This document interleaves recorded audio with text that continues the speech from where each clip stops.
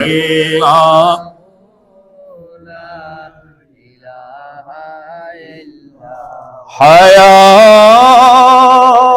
হায়াতি আল্লাহ ওরে মতি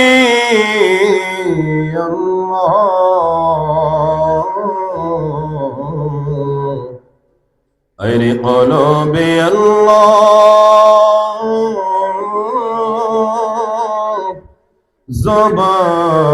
জবানে আল্লাহ জোরে লা ইলাহা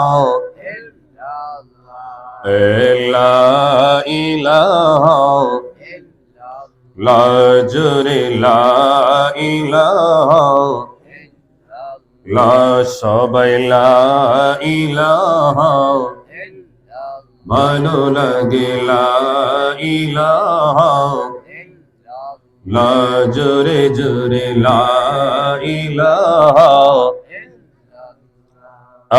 লা ইলাহা ইল্লাল্লাহ জোরে লা ইলাহা লা ইলাহা ইল্লাল্লাহ লা ইলাহা ইল্লাল্লাহ লা ইলাহা লা জোরে লা ইলাহা ইল্লাল্লাহ লা ইলাহা ওরে আল্লাহ সারা মাবুদ নাই আমার নবী সারা উপায় নাই ইমানি আওয়াজ দিয়ে বলেন ঠিক কিনা সবাই আল্লাহ সারা মাবুদ নাই আমার নবী সারা উপায় নাই ওরে ওই নবীকে পাইতে হইলে ওই নবীকে লে মিলাদ সারা উপায় নাই লা ইলাহা লা জোরে লা ইলাহা লা জোরে লা ইলাহা লা ইলাহা লা সবাই লা ইলাহা লা ইলাহা ইল্লাল্লাহ লা ইলাহা ইল্লাল্লাহ লা ইলাহা ইল্লাল্লাহ জোরে লা ইলাহা ইল্লাল্লাহ লা ইলাহা ওরে আমাদের মনের বাসনা একদিন যাব সোনা মদিনা ইমানি আওয়াজ দিয়ে বলে ঠিক কিনা আমরা মদিনা যেতে চাই কি চাই না জোরে বলেন না চাই কি চাই না কারা কারা চাই দু হাত তুলে দেখাই নারে তাকবীর ইমানি আওয়াজ দিয়ে বলেন না নারে তাকবীর আওয়াজে মানি না নারে তাকবীর নারে রিসালাত পবিত্র ঈদে মিলাদুন নবী মিলাদুন নবীর আলো ঘরে ঘরে জালো মিলাদ কিয়ামের আলো ঘরে ঘরে জালো আমরা তো আল কোরআনের আলো জ্বালাই আল হাদিসের আলো জ্বালাই কিন্তু যার উসিলায় কোরআন এবং হাদিসের আলো আমরা জ্বালাইতে চাই ওই নবীর আলো আমরা জ্বালাতে চাই কি চাই না জোরে বলেন চাই কি চাই না এজন্য গত পরশুদিনও আমাদের ঈদগাহের ইমাম যিনি এনায়েতুল্লাহ আব্বাসী হুজুর কেবলা পীর সাহেব হুজুর বলতেছে নাহিদ তুমি কি জানো আজান শুনলে কে পলায় বললাম হুজুর শয়তান পলায় আর দুরুদ ও সালাম শুনলে দুশমনের রাসূল পলায় কথা কথা ঠিক কি দুরুদ ও সালাম শুনলে কারা পলায় দুশমনের রাসূল পলায় তো আমরা তো আলহামদুলিল্লাহ এই জায়গায় যারা বসেছি আমরা সবাই আশিকে রাসূল জোরে বলেন সুবহানাল্লাহ এজন্য আশিকে রাসূলের আওয়াজ বেশি না কম বেশি কারণ তাদের ঈমানের জজবা পাওয়া বেশি মদিনা ওয়ালার থেকে সেই পার হাউস থেকে আমাদের সেই পাওয়ার আমার মদিনা ওয়ালা দিয়ে থাকে জোরে বলেন না সুবহানাল্লাহ আমার নবীর ক্ষমতা আছে কি নাই জোরে বলেন না, আছে কি নাই? দিয়েছে কে? আমার নবীজি বলেন আনা কাসিম ওয়াল্লাহু ইউতি, আমার আল্লাহ তাআলা আমাকে দেয় আর আমি কাসিম বন্টন করে থাকি। নবীজি বলেন আল্লাহ আমাকে দেয় আর আমি কি করি? বন্টন করি। তো বন্টন করনেওয়ালা কে? আমার নবীজি। এই বন্টনের মধ্যে আমরা থাকতে চাই কি চাই না? জোরে বলেন না, চাই কি চাই না? জন্য আমার সাথে পড়েন, আমাদের মনের বাসনা একদিন যাব সোনার মদিনা, সবাই আমাদের একদিন যাব সোনার মদিনা, কোন পথে হব রওনা, কোন পথে হব মুর্শিদ জানি ঠিকানা, লা ইলাহা ইল্লাল্লাহু লা ইলাহা লা জোরে লা ইলাহা লা ইলাহা জোরে লা ইলাহা লা ইলাহা ইল্লাল্লাহ, লা ইলাহা ইল্লাল্লাহ, লা ইলাহা লা ইলাহা ইল্লাল্লাহ মুহাম্মাদুর রাসূলুল্লাহ সাল্লাল্লাহু তাআলা আলাইহি ওয়াসাল্লাম। আওয়াজ দিয়ে বলেন না মারহাবা। আমরা অল্প কিছু সময় আমার আল্লাহ পাকের মহান ইসমে জাতের আল্লাহ আল্লাহ জিকির করব, চাই কি চাই না? একটু জোরে বলেন না, চাই কি চাই না? শীতে কি আপনাদের জবান বন্ধ হয়ে গেছে? তাহলে একটু আওয়াজ করেন না। হুজুর আপনার আওয়াজ আপনি করেন, আমরা বইছি তো বইছি, এই তো বেশি দেখেন না রাস্তাঘাটে হাজার হাজার মানুষ, কেউ তো বয় না। আমার কোন পাগলে পাইছে আমরা বইছি আবার আওয়াজ করবো না? না হুজুর এত পাগল হই নেই। মদিনাওয়ালার পাগল যারা, তাদের আওয়াজ কম না বেশি? যাদেরকে আল্লাহ তার রাসূল কবুল করবে তারাই তো বসবে। এখানে তো পিটাপিটি কিলাকিলির কিছু নাই। এখানে নাটক, সিনেমা, নাচ গানের কোনো ব্যবস্থা আছে? এই কথা কয় না। নাচ গানের কোনো ব্যবস্থা আছে? এখানে কোরআন হাদিসের কথা হচ্ছে, যারা আল্লাহ তার রাসূলকে ভালোবাসে, যাদেরকে আল্লাহ তার রাসূল কবুল করে, তারাই আসবে। আর অন্য কেউ হয়তো আশেপাশে থাকতে পারে কিন্তু আসতে পারবে না। কথা কোন ঠিক কিনা? তো আল্লাহ তার রাসূল আমাদেরকে পছন্দ করেছে বিদায় ইমাম সাহেব হুজুর সামনে এসে বসেন। তো আমরা এখন অল্প কিছু সময় আদবের সাথে, যেহেতু আমার ভাই সারা বাংলার আলোর সৃষ্টিকারী বক্তা, সুমধুর কণ্ঠস্বর, সুন্নিয়তের বলিষ্ঠ কণ্ঠস্বর, সুন্নিয়তের অত্যন্ত প্রহরী, বাংলা টেকনাফ থেকে তেতুলিয়া, রূপসা থেকে পাতুরিয়া আমার ভাই বিচরণ করে থাকেন। সালাউদ্দিন ভাই তিনি তার সুরিত কণ্ঠে আপনাদেরকে দীর্ঘ সময় জিকিরে তালিম দিবেন। তো আমি গুনাহগার সংক্ষিপ্ত সময় আপনাদেরকে একটু জিকির করব, তারপর আমরা ইনশাআল্লাহ আলোচনায় প্রবেশ করব। রাজি আছি তো ইনশাআল্লাহ? সবাই আদবের সাথে মহাব্বতে, ভাই রাসেল তুমি আমার এনে আসো, আসো একটু মহাব্বতে জিকির করেন। আল্লাহ আল্লাহ আল্লাহ আল্লাহ আল্লাহ আল্লাহ আল্লাহ আল্লাহ আল্লাহ আল্লাহ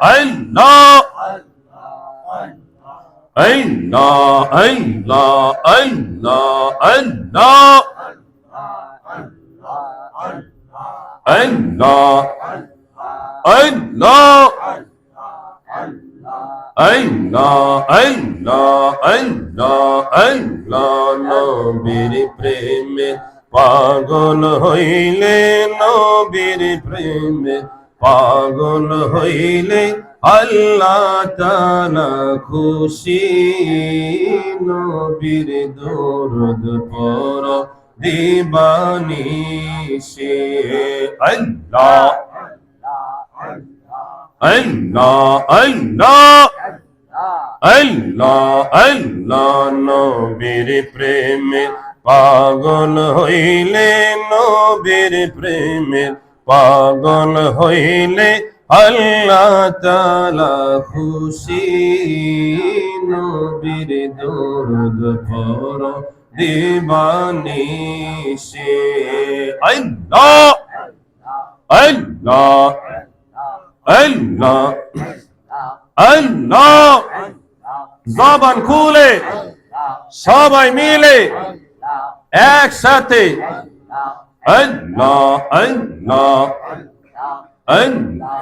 আমার নবীর প্রেমের পাগল গো হইলি আল্লাহ পাকের দয়া মিলে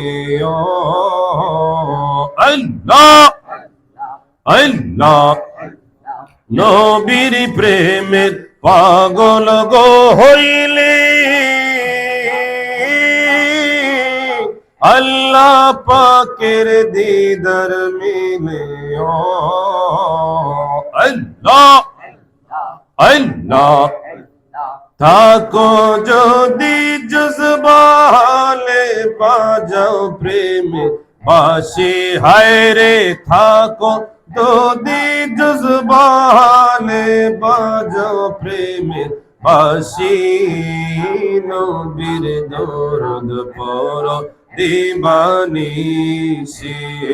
আল্লাহ আল্লাহ আল্লাহ আল্লাহ আল্লাহ আল্লাহ আল্লাহ আল্লাহ আল্লাহ ওয়াসকরনি পাগল ছিল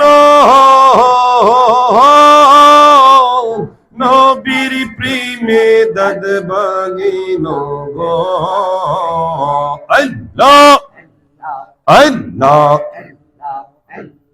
ওয়াসকরনি পাগল ছিল নবীর প্রেমে দদ বাগিনো গো আল্লাহ জুবা ও পাহাড় পাইল হইয়া প্রেম দাসে হায় রে জুবা ও পাহাড় পাইল হইয়া প্রেম দাসে নবীর দরুদ পড়ো দিবানিশি আল্লাহ আল্লাহ আল্লাহ নবীর প্রেমে পাগল হইলে নবীর প্রেমে পাগল হইলে আল্লাহ তাআলা খুশি নবীর দরুদ পড়ো দিবানিশি আল্লাহ আল্লাহ আল্লাহ আল্লাহ আল্লাহ আল্লাহ আল্লাহ আল্লাহ আল্লাহ আল্লাহ আল্লাহ আল্লাহ আল্লাহ পাইলে নিরালায় গো নবী পাইলে নিরালায় পাইলে নিরালায় গো নবী পাইলে নিরালায় আল্লাহ আল্লাহ আমরা দুই কদমে চুমো খাবো দুই কদমে চুমো খাবো চরণ ধুলি মাখবো গায় পাইলে নিরালায় গো নবী পাইলে নিরালায় পাইলে নিরালায় গো নবী পাইলে নিরালায় আল্লাহ আল্লাহ আল্লাহ আল্লাহ উম্মতি উম্মতি বলে কদছিন নবী জীবন ভরে হায় রে উম্মতি উম্মতি বলে কাঁদছেন নবী জীবন ভরে, হায় রে এখনো কান্দি নবী, এখনো কান্দি নবী, পাপী উম্মতের মায়ায় পাইলে নিরা লাই গো নবী, পাইলে নিরালায়, পাইলে নিরা লাই গো নবী, পাইলে নিরালায়। আল্লাহ আল্লাহ আল্লাহ, আমরা দুই কদমে চুমু খাবো, দুই কদমে চুমু খাবো, চরণ ধুলি মাখবো গায়, পাইলে নিরা লাই গো নবী, পাইলে নিরালায়, পাইলে নিরা লাই গো নবী, পাইলে নিরালায়। আল্লাহ আল্লাহ আল্লাহ আল্লাহ আল্লাহ আল্লাহ আল্লাহ লা ইলাহা ইল্লাল্লাহ মুহাম্মাদুর রাসূলুল্লাহ সাল্লাল্লাহু তাআলা আলাইহি ওয়াসাল্লাম। আওয়াজ দিয়ে বলেন মারহাবা। পরীক্ষার পর নয়াকান্দি বাসী আপনারা সবাই কেমন আছেন?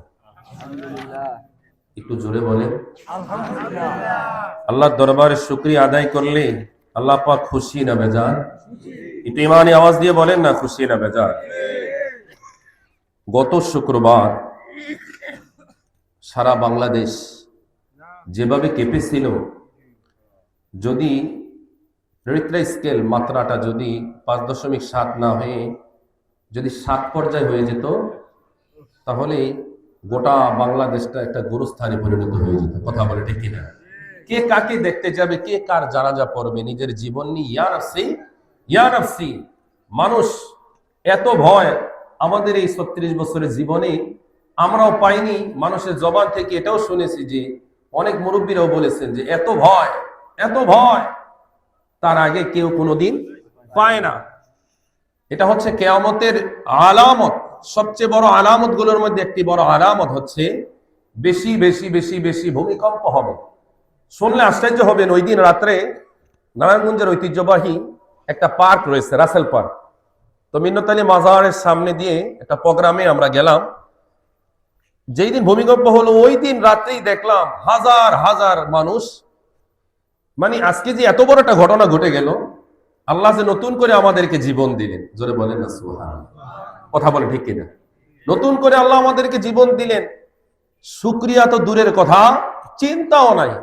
যেন মানুষ আল্লাহ তাআলাকে চ্যালেঞ্জ করার জন্য বসে আছে, আবার আসুক না, সমস্যা কি? কথা বলে ঠিক কিনা? জোরে বলেন নাউযুবিল্লাহি মিন যালিক। আমাদেরকে মাহফিল এনেছেন কে? আল্লাহ। জোরে বলেন না কে? জবানটা ছেড়ে দিয়ে আল্লাহকে আল্লাহ বলে ডাক দেন না কে? এই মাহফিলে বসিয়েছেন কে? এই মাহফিল থেকে আবারও নিজেদের সকল গুনাহগুলো ক্ষমা করে বাড়িতে পৌঁছে দিবেন একজন, তিনি কে? সেই বিশ্বাস আছে কি নাই? জোরে বলেন না, আছে কি নাই? আলহামদুলিল্লাহ। উপস্থিত গজেরিয়া থানার অন্যতম পরিচিতি একটি গ্রাম, এই পরীক্ষার পর নয়াকান্দি জনাব আব্দুল হান্নান প্রধান সাহেবের এই বাড়িতে বাৎসরিক এই আজিমুস শান ওয়াজ ও দোয়া মাহফিলের সম্মানিত প্রধান বক্তা, সুমিষ্টি ভাষী, সুমধুর কণ্ঠস্বর, সারা বাংলার আলো সৃষ্টিকারী প্রিয় ভাই হযরত মাওলানা মুফতি সালাউদ্দিন আইয়ুবী মাদাজিল্লাহুল আলী, এবং আমার ডান পাশে বসে আছেন আপনাদের অত্র এলাকার স্বনামধন্য ইমাম এবং খতিব, আমার প্রিয় ভাই হযরত মাওলানা মুফতি আব্দুর রহমান নেসারি সাহেব, এবং মঞ্চে উপবিষ্ট অত্র এলাকার গণ্যমান্য ব্যক্তিগণ, এবং আমার সামনে আপনারা যারা বসে আছেন অত্র এলাকার সম্মানিত মুসল্লিয়ানি কেরাম, মুসল্লিয়ানি আযম, এবং বিশেষ করে আশেপাশে থাকা আমার পর্দার আড়ালের সম্মানিতা মা ও বোনেরা, আসুন আমরা আল্লাহ সুবহানাহু ওয়া তাআলার দরবারে শুকরিয়া জ্ঞাপন করি যে মহান রব্বুল আলামিন আমাকে এবং আপনাদের সবাইকে এমন একটি মাহফিলে কবুল করেছেন যে মাহফিলটা হচ্ছে ঈমানের মাহফিল। সুবহানাল্লাহ বলেন। প্রশ্ন আসতে পারে যে হুজুর, অন্যান্য মাহফিলগুলো কি ঈমানের মাহফিল হয় না? ইমাম হোসাইনের পক্ষের মাহফিল হয় না? এটার মধ্যে কি আছে যে এই মাহফিলটা একটু আলাদা, অথবা ঈমানের মাহফিলের কথা বললেন? আমরা বলবো, কেননা এই মাহফিলে আল্লাহ ও তার রাসূল রয়েছে। জোরে বলেন সুবহানাল্লাহ। আমরা এই মাহফিল থেকে স্লোগান দিয়েছি নারায়ে তাকবীরের, কথা বলেন ঠিক কিনা? এই মাহফিল থেকে নারায়ে তাকবীরের পরে নারায়ে রিসালাতের স্লোগান হয়েছে। জোরে বলেন সুবহানাল্লাহ। বাংলার জমিনে, গজারিয়ার জমিনে, কৈকারপাড়ের জমিনে হতো শত শত প্রোগ্রাম হয়। খুব কম প্রোগ্রাম গুলোতে আল্লাহ তাআলার সাথে রাসূলকে সংযোগ করে। আমাদের দেশের অনেকেই আছে যাদের কাছে নামাজ ভালো লাগে, রোজা ভালো লাগে, হজ ভালো লাগে, যাকাত ভালো লাগে, 3 দিন ভালো লাগে, 40 দিন ভালো লাগে, 12 মাস ভালো লাগে, সব ভালো লাগে, কিন্তু নবীর রিসালাতের স্লোগান ভালো লাগে না। এরকম মুসলমান আছে কি না? একটু ইমানে আওয়াজ দিয়ে বলতে হবে, আছে কি নাই? তো ওই মাহফিল থেকে আজকের এই মাহফিলটা একটু আলাদা, কথা বলে ঠিক কিনা? যে মাহফিলে আমরা প্রাণ খুলে নবীর নারায়ে রিসালাতের স্লোগান আমরা দিতে পারি, কথা বলে। আমরা চাই কি চাই না? প্রিয় হাজিরিন, তো এমন একটি মাহফিলে যে রব্বুল আলামিন আমাকে আপনাকে কবুল করলেন, আমরা খুশি না বেজার? তাই আসুন আমরা সর্বপ্রথম ওই মহান রব্বুল আলামিন আলী শান সুবহান দরবারে হৃদয়ের নিংড়ান সবটুকু আবেগ অনুভূতি উজাড় করে সমবেত ভাবে, সমবেত কণ্ঠে একসাথে সিংহের মতো গর্জন করে চিল্লায় পড়ি আলহামদুলিল্লাহ। তার সাথে সাথে লক্ষ কোটি কোটি দরুদ ও সালামে নাজরানা ওই নবীর নূরানি কদমে, যিনি বিশ্ব সভার সভাপতি, জোরে বলেন না সুবহানাল্লাহ, যিনি সমস্ত নবী আম্বিয়া আলাইহিস সালাতু ওয়াস সালামদের মাথার মুকুট। নবীজির প্রশংসা শুনলে ভালো লাগে না খারাপ লাগে? নবীজির প্রশংসা শোনার পরে যার আনন্দ লাগে বুঝতে হবে আমার ঈমান আছে। সুবহানাল্লাহ বলেন। আর প্রশংসা শোনার পরে যার কষ্ট লাগে, কষ্টটা কার লাগে? যার কাছে নবীজি বড় ভাইয়ের মতো মনে হয়। আছে না? কথা বলেন, আছে না? তার কাছে তো নবীজির প্রশংসা বেশি ভালো লাগবে না রে ভাই, কথা বলেন ঠিক কিনা? যিনি বিশ্ব সভার সভাপতি, যিনি সমস্ত নবী আম্বিয়া আলাইহিস সালাতু ওয়াস সালামদের মাথার মুকুট, যিনি ইমামুল আম্বিয়া, যিনি ইমামুল মুরসালিন, তো জোরে বলেন না সুবহানাল্লাহ, যিনি খাতামুন নবিয়্যিন, যিনি শফিউল মুযনিবিন, যিনি আনিসুল গারিবিন, যার শানে আমার আল্লাহ সূরা আম্বিয়া 110 নম্বর আয়াতে বলেন ওয়া মা আরসালনাকা ইল্লা রাহমাতাল লিল আলামিন। জোরে বলেন না সুবহানাল্লাহ। প্রিয় হাজিরিন, যাকে আমার আল্লাহ তাআলা আজ থেকে ১৫০০ বছর আগে গোটা কুল কায়নাতের জন্য এই জমিনে রহমত স্বরূপ প্রেরণ করেছেন, বলেন সুবহানাল্লাহ। যিনি সৃষ্টি থেকে যিনি শুরু, যার আগমন হয়েছে পরে, কিন্তু সৃষ্টিটা কি শুরু, সবার আগে, বলেন না সুবহানাল্লাহ। এই জন্য আমার নবী আউয়াল আখির, আউয়ালে ছিলেন আল্লাহর কাছে, আখিরে হলেন এই জমিনে সবার কাছে, বলেন না সুবহানাল্লাহ। এই জন্য আমার নবীজির একটা লকব হচ্ছে খাতামুন নবী, যার পরে এই জমিনে আর কোন নবী কিয়ামত পর্যন্ত আসবে না। বর্তমানে বাংলাদেশে আপনি সুন্নি বলেন, ওহাবি বলেন, জাম্মাতি বলেন, তবলিগি বলেন, সরমনাই বলেন, উজানি বলেন, সারসিনা বলেন, জনপুর বলেন, ফুরফুরা বলেন, সোনাকান্দা বলেন, ফুলতুলি বলেন, আড়াইবাড়ি বলেন, ধমতি বলেন, তারপর হচ্ছে কুতুবিয়া বলেন, যত দরবার আছে স্বনামধন্য, যত তরিকা, যত সিলসিলা রয়েছে, যত মসলক, আলা হযরত এবং বিশেষ করে সৈয়দ আহমদ বেরলভী সহ যত সিলসিলার মানুষ রয়েছে, যত সিলসিলার আলেম রয়েছেন, অনেক মাসালাগত দিক থেকে অনেক আলেমদের মাঝে অনেক বিভাজন, অনেক মতপার্থক্য আছে কি নেই? কিন্তু আমার নবী শেষ নবী, এটা নিয়ে দুনিয়ার কোন আলেমদের মাঝে কোনো মতপার্থক্য নাই। ইমানে আওয়াজ দিয়ে বলেন ঠিক কিনা? আমার নবী শেষ নবী, এটা চূড়ান্ত ফয়সালা করে দিয়েছেন কে? আল্লাহ। মা কানা মুহাম্মাদুন আবা আহাদিম মির রিজালিকুম ওয়ালাকিন রাসূলুল্লাহ ওয়া খাতামান নাবিয়্যিন। জোরে বলেন না সুবহানাল্লাহ।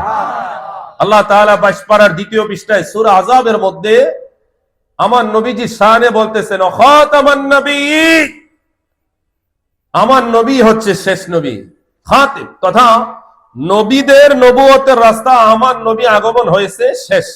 আর জমিনে কোথাও কোনদিন কিয়ামত পর্যন্ত কোনদিন কোন নবী রাসূল আগমন করবে না। প্রশ্ন আসতে পারে, হুজুর আপনারাই তো আবার ওয়াজ করেন যে জমিনে হযরত ঈসা আলাইহিস সালাতু ওয়াস সালাম আসবে, ইমাম মাহদী আসবে, তখন দাজ্জাল আসবে, দাজ্জালকে ধ্বংস করার জন্য আল্লাহ তাআলা হযরত ঈসা ইবনে মারইয়াম আলাইহিস সালাতু ওয়াস সালামকে জমিনে পাঠাবেন, যিনি এখনো যার ওয়াফাত হয়নি, যিনি সশরীরে দ্বিতীয় আসমানে জীবিত রয়েছে।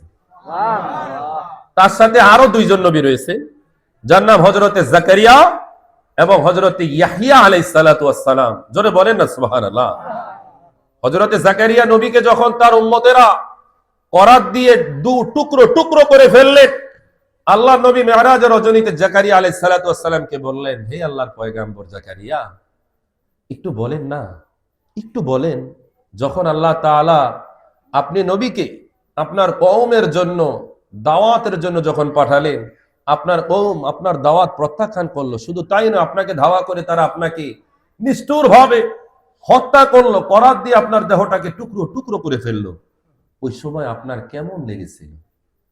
হযরতে জাকারিয়া আলাইহিস সালাতু ওয়াস সালাম বললেন, ইয়া রাসূলুল্লাহ, ইয়া হাবিবাল্লাহ, ওই সময় আমার একটু কষ্ট অনুভব হয় নাই। তাই নাকি? আপনার দেহ টুকরো টুকরো হয়ে গেল, আপনার কষ্ট অনুভব হয় নাই কেন? কারণ ওই সময় আমি আমার মাওলার দিদারে ব্যস্ত ছিলাম, মাওলার দিদারে ব্যস্ত ছিলাম। এজন্য কোন সময় আমার উম্মত আমার সাথে কি করেছে সেটা আমার খেয়াল নাই। কন্না আল্লাহু আকবার। এমন দিদার আমরা চাই কি চাই না? এই দিদার পেতে হলে শাহাদাতের মর্যাদা নিতে হবে এবং জঙ্গের ময়দান ইসলামের জন্য, আল্লাহ তাআলার রাসূলের শান ও মান আযমতের জন্য, খতমে নবুয়তের জন্য নিজের জীবন উৎসর্গ করতে হবে। কথা বলেন ঠিক কিনা? আমরা চাই কি চাই না? এই খতমে নবুয়ত আন্দোলন এটা শুধু ব্যক্তি আন্দোলন নয়, এটা গোটা পৃথিবীর সকল মুসলিম উম্মার আন্দোলন। কথা বলেন ঠিক কিনা? কাদিয়ানীরা অমুসলিম, এটা সরকারিভাবে রাষ্ট্রীয়ভাবে ঘোষণা করলেও অমুসলিম, না করলেও ঘোষণা করলেও কাফের, না করলেও বিনা দলিলে, কোনো সন্দেহ নাই। ইমানি আওয়াজ দিয়ে বলেন ঠিক কিনা? কাদিয়ানীরা কাফের, কোনো সন্দেহ আছে? যদিও আমাদের ভবের চর আশেপাশে এখনো কিছু কাদিয়ানী সম্প্রদায়ের লোক পাওয়া যায়। কথা বলেন ঠিক কিনা? আল্লাহ ওই জালিম গুলোকে হেদায়েত দান করুক। সকলে চিল্লায়ে পড়েন আমিন।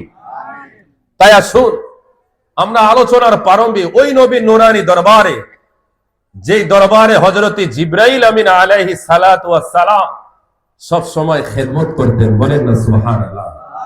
হযরত জিবরাইল ছিলেন যার খাদেম। হযরত জিবরাইল হচ্ছে ফেরেশতাদের সরদার, যাকে আমার আল্লাহ তাআলা একটি নয়, দুইটি নয়, 600টি নূরের পাখা দান করেছেন। বলেন না সুবহানাল্লাহ।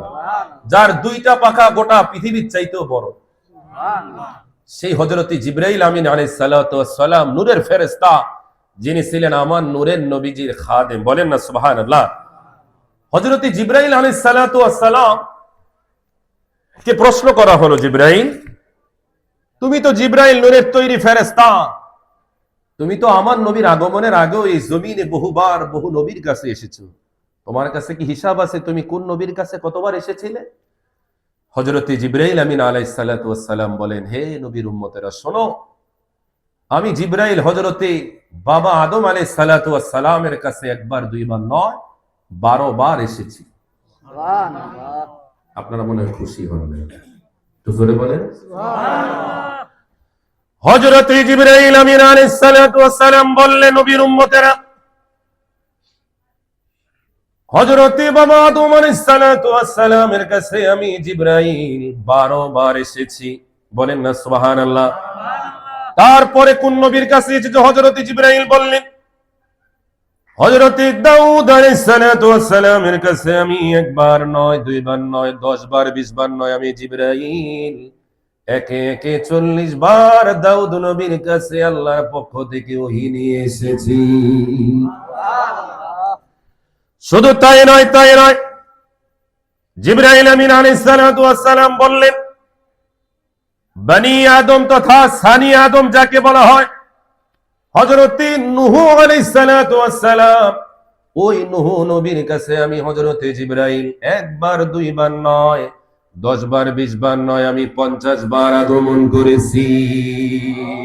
জোরে বলেন আল্লাহু আকবার।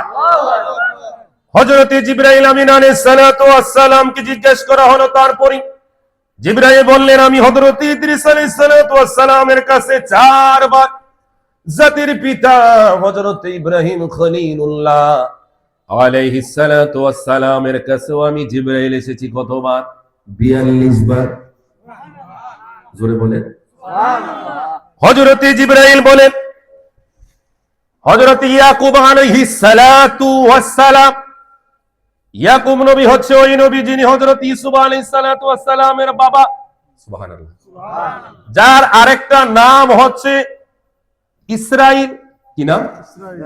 জমিনের 2 জন নবীর নাম 2টা করে প্রসিদ্ধ। একটা হচ্ছে হযরত ইয়াকুব আলাইহিস সালাতু ওয়াস সালামের নাম, আরেকটা হচ্ছে আমার নবী, আপনার নবী, দু জাহানের বাদশা নবী মুহাম্মদুর রাসূলুল্লাহ সাল্লাল্লাহু তাআলা আলাইহি ওয়াসাল্লাম নবীজির নাম। হযরত ইয়াকুব আলাইহিস সালাতু ওয়াস সালামের নাম হচ্ছে হযরত ইয়াকুব, আরেকটা নাম হচ্ছে বনি ইসরাইল। আর আমার নবীর আসমানে আহমদ, জমিনের মধ্যে মুহাম্মদ। চিল্লায়ে পড়েন সাল্লাল্লাহু তাআলা আলাইহি ওয়াসাল্লাম। এই হযরত ইয়াকুব আলাইহিস সালাতু ওয়াস সালামের কাছে হযরত জিবরাইল একবার দুইবার নয়, একে একে 4 বার এসেছেন। বলেন না সুবহানাল্লাহ। জমিনের মধ্যে যত নবী রাসূলরা আগমন করেছে সবাই পরীক্ষা দিয়েছেন। এই পরীক্ষার মধ্যে একজন অন্যতম নবী ছিলেন, যেই নবীজির নাম হচ্ছে হযরত আইয়ুব আলাইহিস সালাতু ওয়াস সালাম। যার পরীক্ষা কম না বেশি? জোরে বলেন না কম না বেশি? যিনি আমার আল্লাহ তাআলাকে এমন ভাবে কবুল করেছেন, ভালোবেসেছেন, হৃদয়ে জায়গা দিয়েছেন। যার সম্পদ গেল তিনি আলহামদুলিল্লাহ বললেন, সন্তান গেল শুকরিয়া আদায় করলেন, স্ত্রীরা সুখের সময় চলে গেল শুকরিয়া আদায় করলেন, রাজত্ব চলে গেল শুকরিয়া আদায় করলেন। নিজের এলাকার প্রিয় মানুষগুলো তাকে নিজের এলাকা থেকে, প্রাসাদ থেকে, ঘর থেকে বের করে দিল, তারপরেও মাওলার শুকরিয়া আদায় করলেন। দেহটা কিরায় খেয়ে ফেললো, শুকরিয়া আদায় করলেন। কিতাব সাক্ষী দেয় হযরত আইয়ুব আলাইহিস সালাতু ওয়াস সালামের দেহটা এমন ভাবে পোকাগুলো হযরত আইয়ুবের দেহটাকে ঘিরে ফেললো। আইয়ুব আলাইহিস সালাতু ওয়াস সালাম পোকাগুলোর দিকে তাকাতেন আর মাওলার শুকরিয়া আদায় করতেন। যখনই একটা পোকা আরেকটা পোকার সাথে খাবার খাওয়ার সময়, শরীরের দেহ থেকে গোশত খাওয়ার সময় যখন পড়ে যেত হযরত আইয়ুব ওই পোকাটাকে নিজের হাতে তুলে আবার ওই শরীরের মধ্যে রেখে দিতেন। আল্লাহু আকবার। কেন তিনি এই কাজ করতেন? কেননা এই পোকাগুলো তার দেহ থেকে আমার আল্লাহ সৃষ্টি করেছেন। আর এই পোকাগুলোর রিজিকটা জমিনের মাটির মধ্যে নয়, হযরত আইয়ুব আলাইহিস সালাতু ওয়াস সালামের দেহে। আইয়ুব নবী চায় না তার কারণে আল্লাহর একটা মাখলুকাত রিজিক থেকে বঞ্চিত হোক। বলেন না আল্লাহু আকবার। এই আইয়ুব আলাইহিস সালাতু ওয়াস সালাম মেরে কাছে একবার নয়, দুইবার নয়, হযরত জিবরাইল আমিন আলাইহিস সালাতু ওয়াস সালাম 30 বার এসেছেন। সুবহানাল্লাহ। জোরে বলেন সুবহানাল্লাহ। এবার হযরত ঈসা ইবনে মারইয়ামের কথা বললেন। জিবরাইল বললেন, হে নবীর উম্মতেরা, আমি হযরত ঈসা ইবনে মারইয়ামের কাছেও এসেছি কতবার? একে একে 13 বার। বলেন না সুবহানাল্লাহ। এবার হযরতে মুসা কালিমুল্লাহর কথা বললেন। হযরতে জিবরাইল বললেন, নবীর উম্মতেরা শোনো, আমি জিবরাইল হযরতে মুসা নবীর কাছে একবার নয়, দুইবার নয়, 10 বার, তাহলে 20 বার না, 100 বার, 200 বার হযরতে জিবরাইল বলে আমি একে একে 400 বার হযরতে মুসা কালিমুল্লাহর কাছে এসেছি। জোরে বলেন আল্লাহু আকবার। এবার হযরতে জিবরাইল বললেন, হে নবীর উম্মতেরা, তোমরা জানোনি আমার নবীর কাছে আমি জিবরাইল কতবার এসেছি? হযরতে জিবরাইল বলে, আমার নবীর কাছে আমি একবার নয়, দুইবার নয়, একে একে 24,000 বার ওই নবীর কাছে আমি এসেছি। জোরে বলেন না সুবহানাল্লাহ। আরো জোরে বলেন ইয়া রাসূলুল্লাহ, ইয়া রাসূলুল্লাহ। জোরে বলেন না ইয়া রাসূলুল্লাহ। বেশি বেশি ইয়া রাসূলুল্লাহ বলার দরকার আছে কিনা? আশেপাশে যদি মুনাফিক থাকে অটোমেটিক সরে যাবে। কথা কয় না কেন? জোরে বলেন ঠিক কিনা? মুনাফিক চিনার সবচাইতে বড় অস্ত্র হচ্ছে ইয়া রাসূলুল্লাহ। জোরে বলেন ইয়া রাসূলুল্লাহ, ইয়া রাসূলুল্লাহ। এজন্য বেশি বেশি ইয়া রাসূলুল্লাহ বলবেন। সেই হযরতে জিবরাইল আমিন আলাইহিস সালাতু ওয়াস সালামকে প্রশ্ন করা হলো। সংক্ষেপে একটা ঘটনা উল্লেখ করি। ইমাম আল্লামা ইবনে হাজার আসকালানী রাহমাতুল্লাহ আলাইহি, যিনি বুখারী শরীফের ব্যাখ্যা গ্রন্থ যিনি লিখেছেন, সে ফাতহুল বারীতে এসেছে আল্লামা বদরুদ্দিন আইনি রাহমাতুল্লাহ আলাইহি, তিনি বুখারী শরীফের ব্যাখ্যাকার। বলেন না সুবহানাল্লাহ। তিনি বর্ণনা করতেছেন শরহে বুখারীর মধ্যে একটা ঘটনা এসেছে। হযরতে জিবরাইল আমিন আলাইহিস সালাতু ওয়াস সালামকে যে আমার আল্লাহ এত শান মান আজমত দিয়েছেন, নূরের নবী, মায়ার নবীজি জিবরাইলকে বললেন, জিবরাইল রে, তোমাকে তো আমার আল্লাহ তাআলা এত বড় করে শান মান আজমত দিয়ে সৃষ্টি করেছেন। আমি নবীজি জানতে চাই, তোমার তো 600 পাখা, এই 600 পাখা নিয়ে তো তুমি তেমন উড়ার মতো তেমন তোমার সুযোগ হয় না, জায়গাও ছোট তোমার তুলনায়। কন্যা সুবহানাল্লাহ। ও জিবরাইল, আমি জানতে চাই তোমার জীবনে কি কোনোদিন এমন সময় ছিল যে সময়ের কারণে ওই জায়গায় হুকুম মতো রব্বুল আলামিনের হুকুম মতো ওই জায়গায় পৌঁছতে তোমার ব্যাগ পেতে হয়েছে, কষ্ট পেতে হয়েছে, তুমি নিজেই পেরেশান হয়ে গিয়েছিলে? এমন কোন মুহূর্তে, এমন কোন ঘটনা কি আসেনি? হযরতে জিবরাইল বললেন, ইয়া রাসূলুল্লাহ, ইয়া হাবিবাল্লাহ, নবী গো, ইয়া রাসূলুল্লাহ, ও মায়ার নবী, দয়াল নবী, আমি জিবরাইল জীবনে 4 বার পেরেশানিতে পড়েছি। বলেন না আল্লাহু আকবার। হযরতে জিবরাইল আমিন আলাইহিস সালাতু ওয়াস সালাম বললেন, প্রথমবার হলো হযরতে ইব্রাহিম আলাইহিস সালাতু ওয়াস সালামকে যখন নমরুদ এই পৃথিবীর জমিনে 4 জন বাদশা যারা গোটা পৃথিবীকে রাজত্ব করেছেন, তার মধ্যে 2 জন হচ্ছে বেঈমান আর 2 জন হচ্ছে ঈমানদার। 2 জন বেঈমানের মধ্যে একজন হচ্ছে নমরুদ, আরেকজনের নাম হচ্ছে বখতে নসর, বখতে নসর। আর মুসলমানদের মধ্যে হচ্ছে হযরতে সুলাইমান আলাইহিস সালাতু ওয়াস সালাম, আরেকজন হচ্ছে হযরতে জুলকার নাঈন। বলেন না সুবহানাল্লাহ। যারা গোটা পৃথিবী রাজত্ব করেছেন, শাসন করেছেন, ঘুরিয়ে বেরিয়েছেন। বলেন না সুবহানাল্লাহ। যারা ঈমানদার ছিল তাদের নাম এখনো আছে কি নাই? ইজ্জত কম না বেশি? বেশি। আর যারা বেঈমান তাদের নামও আছে। এই কি ইজ্জতের সাথে না জিল্লতের সাথে, ধিক্কার সাথে? কথা বলে ঠিক কিনা? এমন ইজ্জত আমরা চাই কি চাই না? জোরে বলেন না, চাই কি চাই না? নবীর গোলামিতে থাকেন, ইজ্জত দিবে একজন, তিনি কে? আল্লাহ। জোরে বলেন না সুবহানাল্লাহ। হযরতে জিবরাইল বললেন, ইয়া রাসূলুল্লাহ, ইয়া হাবিবাল্লাহ, ও মায়ার নবী, দয়াল নবী, আমি জিবরাইল সর্বপ্রথম হযরত ইব্রাহিম আলাইহিস সালাতু ওয়াস সালামকে যখন নমরুদ চরকির মধ্যে ঘুরিয়ে গভীর বিশাল অগ্নিকুণ্ডের মধ্যে যখন নিক্ষেপ করলো, সাথে সাথে আমি জিব্রাইল জান্নাত থেকে, হযরতে জিব্রাইল আলাইহিস সালাতু ওয়াস সালাম, আমি জান্নাত থেকে আল্লাহর খলিল ইব্রাহিম খলিলুল্লাহর জন্য পোশাক নিয়ে, বাসস্থান নিয়ে আমি জিব্রাইল ওই অগ্নিকুণ্ডের মধ্যে গিয়ে হাজির হয়ে যাই। জোরে জোরে বলেন না সুবহানাল্লাহ। এত দ্রুততার সময়ের মধ্যে আমি ওই জায়গায় অবস্থান করি। তার আগে আল্লাহ পাক ঘোষণা দিয়ে দিলেন, ও সালামান আলা ইব্রাহিম, কুল্লা ইয়া নারু কুনি বারদাও ওয়া সালামান আলা ইব্রাহিম। আল্লাহ পাক আগুনকে বলে দিলেন, আগুন রে, আমার ইব্রাহিমের জন্য তুই এমন হয়ে যা, না গরম না ঠান্ডা, আমার ইব্রাহিমের জন্য সালামান, শান্তিদায়ক হয়ে যা। বলেন না সুবহানাল্লাহ। আমরা খুশি না বেজার? আল্লাহর পক্ষে থাকলে যত বিপদই আসুক না কেন, সাহায্য আসবে কার পক্ষ থেকে? জোরে বলেন না, কার পক্ষ থেকে? এখন বলতে পারেন, হুজুর ওনারা তো নবী, আমরা কি আর নবী, তাহলে আমরা কি সাহায্য পাবো? হ্যাঁ পাবেন।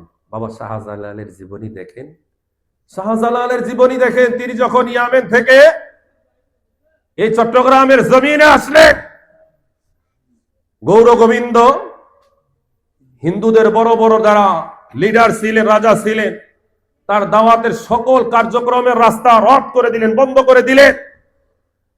তিনি মক্কাতে যাবেন, আল্লাহর ঘরে যাবেন, কোথাও কোনো রাস্তা নাই, সুযোগ নাই, সব বন্ধ, নদী পথ ছাড়া। তিনি নদীতে জায়নামাজ, সুরমা নদীতে জায়নামাজ বিছিয়ে দিলেন। জোরে বলেন, সুরমা নদীতে জায়নামাজ বিছিয়ে দাঁড়িয়ে গেলেন। পৌঁছে দিলেন কে? জোরে বলেন না, পৌঁছে দিলেন কে? করিমকার হুজুর ইতিহাস দেখেন, তারা আসরের নামাজ বাংলাদেশে, মাগরিবের নামাজ মক্কা শরীফে পড়তেন। কথা কোন ঠিক কিনা? ওই সময় কি প্লেন ছিল? জাহাজের এত আনাগোনা ছিল না। কিভাবে যাইতেন? আল্লাহ বলে, বান্দা যখন আমার হয়ে যায়, গোটা সৃষ্টিটা আমি আল্লাহ তার গোলাম বানিয়ে দিই। এগুলো আপনাদের দেমাগে আসবে না। আসবে কোন সময়? যখন আপনারা ওই দরজায় যাবেন। ওই দরজায় আমরা যেতে চাই কি চাই না? জোরে বলেন না, চাই কি চাই না?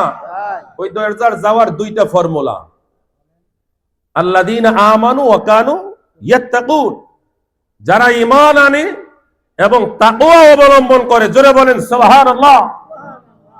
দুইটা আমল শিখে রাখবেন। তাকওয়ার মাপকাঠিটা এত উচ্চ মকাম, সূরা হুজুরাতের মধ্যে রব্বুল আলামিন বলেন, আল্লাহ পাক বলেন, ইন্না আকরামাকুম ইনদাল্লাহি ইয়াতকাকুম। রব্বুল আলামিন বলেন, বান্দারা রে, নিশ্চয় আমি আল্লাহ পাকের কাছে তোমাদের মধ্যে সবচাইতে সম্মানের অধিকারী ওই বান্দা, যেই বান্দা জমিনে আমি আল্লাহ তাআলাকে ভয় করে। জমিনে যে সবচাইতে বেশি আল্লাহকে ভয় করে, গোটা পৃথিবীর সকল বান্দাদের মধ্যে মর্যাদার দিক থেকে আল্লাহ পাকের কাছে সে। বলেন না সুবহানাল্লাহ। ও যুবক ভাইয়েরা, ও মুরব্বী বাজানেরা, আমরা তো সফলতার পিছনে ঘুরি। কথা বলে ঠিক কিনা? কেউ আমরা সফলতার জন্য নেতা হতে চাই, কেউ কোটি কোটি টাকার বাড়ি গাড়ির মালিক হতে চায়, কেউ এলাকার সবচেয়ে সুন্দরী নারী বিবাহ করে সফলতা অর্জন করতে চাই, কেউ ঢাকাতে, আমরা যারা এদিকে আছি ভবের চরে অথবা আলিপুরা পৈকারপাড়ের কিছু জায়গা এমন যেগুলো মানুষের কাছে স্বপ্ন, ওই জায়গা ক্রয় করে, বাড়ি করে, নির্মাণ করে আমি সফলতা অর্জন করতে চাই। ক্ষমতার একটা চেয়ার বসিয়ে আমরা সফলতা অর্জন করতে চাই। আমাদের মানুষের কত আফসোস, হায় হায়, আমি যদি বিসিএস ক্যাডার হতাম আমি মনে সফল হতাম, আমি যদি পিএইচডি করতে পারতাম আমি মনে সফল হতাম, আমি যদি এলাকার মন্ত্রী হতে পারতাম মনে হয় সফল হতে পারতাম, ইস আমি যদি সাকিব আল হাসান হতাম, ইস আমি যদি হামজা হতাম ফুটবল খেলোয়াড়, আমি যদি নেইমার হতাম, মেসি হতাম, রোনালদো হতাম, অথবা বিলিনিয়ারের দিকে যারা বিল গেটস হতাম, তারপর হচ্ছে ইলন মাস্ক হতাম, জেফসুস হতাম, এভাবে মুকেশ আম্বানি হতাম, বাংলাদেশের বসুন্ধরার যিনি শাহ আলম সাহেব, আমি যদি শাহ আলম সাহেবের মতো হতাম, যমুনা ফিউচার পার্কের যিনি মালিক যমুনা গ্রুপের, তার মতো যদি আমি হতে পারতাম, বেশিংকুর দরবেশের মতো, এর ডাকাতের মতো যদি আমি বড়লোক হতে পারতাম, আছে কি নেই? দরবেশ আছে না? আমি যদি এরকম জালিম হতে পারতাম তাহলেই মনে সফল। আল্লাহ বলে, না রে বান্দা, না, তুমি যেগুলোর কথা সফলতা চিন্তা করো এগুলো সফলতা নয়। তোমরা কি জানো আমি আল্লাহর কাছে সফলতা কি? আল্লাহ সূরা মুমিনুনের শুরুতেই দুইটা আয়াতে মেসেজ দিয়ে দিলেন, বলেন না সুবহানাল্লাহ।